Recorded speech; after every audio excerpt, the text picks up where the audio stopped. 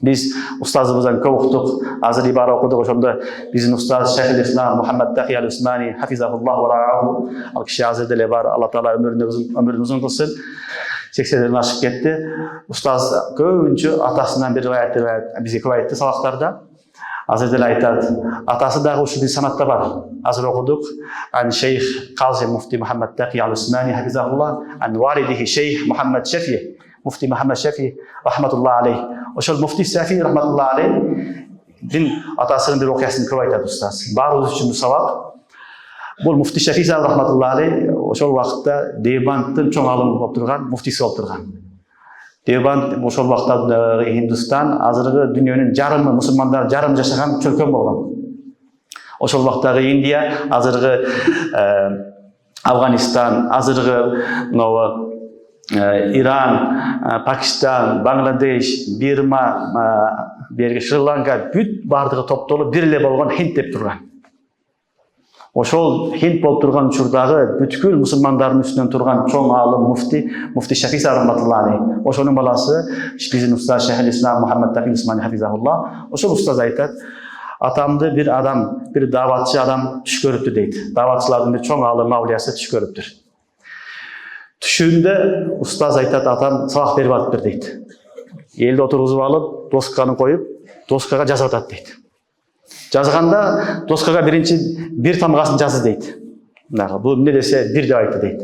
Айттык дейт аркадагылар. Артына 1-0 жазды дейт. Канча болду десе 10 болду. Дагы артына бир кош дейт. Канча болду десе 100 болду. Дагы бирөөнү кошту дейт. Канча болду? 1000 болду. Дагы бирөөнү кошту 10.000 болду. 100.000 болуп кете берди дейт. 0 кошулган сайын 10 эсе көбөйө берет. Анда өчүрүп салды дейт. Өчүрдү. Өчүрүп туруп кайра сызды дейт бирсине. Анан сол тарафына 0 жазды дейт. Канча болду десе 1-дин 10дон бири кемип кетет. Дагы бирин жазды.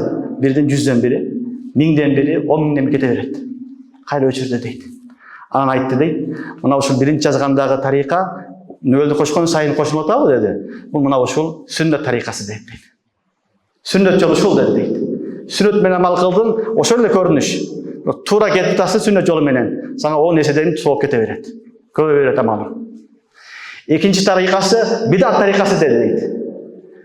Ошол эле көрүнүш, бирок туура эмес жол менен кетип атасың. Барган сайын кели берет бул. Кемип барып акыры жоголуп кетти. Жок эсе болуп калды. Ошон үчүн туугандар, бул дин, Аллахтын дини жөнөкөй нерсе эмес. Аны ар ким эле өзү кыла турган нерсе эмес. Анын көрсөткөн жолу бар. Ошол жолу менен турса, ошондо биз туура багытта болобуз. Эгер жол туура эмес болсо, кылган амалдардын бүт бардыгы бекер болот, асманга учуп кетет, кыямат күнү келгенде эч бир салмагы да болбойт. Ошон үчүн имам Бухари рахматуллах алейх акыркы хадис менен баарыбызга хадис аркылуу сабак берип атат. Жөнөкөй амал кылбастан, ал амалдарды не кылгыла? Салмактуу кылгыла дейт. Амалдар салмактуу болуш үчүн биринчи шарты ихласу лиллах. Алла үчүн ихлас менен амал кылайлык. Алла таала мага да барлык товфик берсин. Экинчи иттибаа сунна. Ар бир кылган ишибизди пайгамбарыбыз саллаллаху алейхи ва салламдын сүннөт жолу менен кылайлык.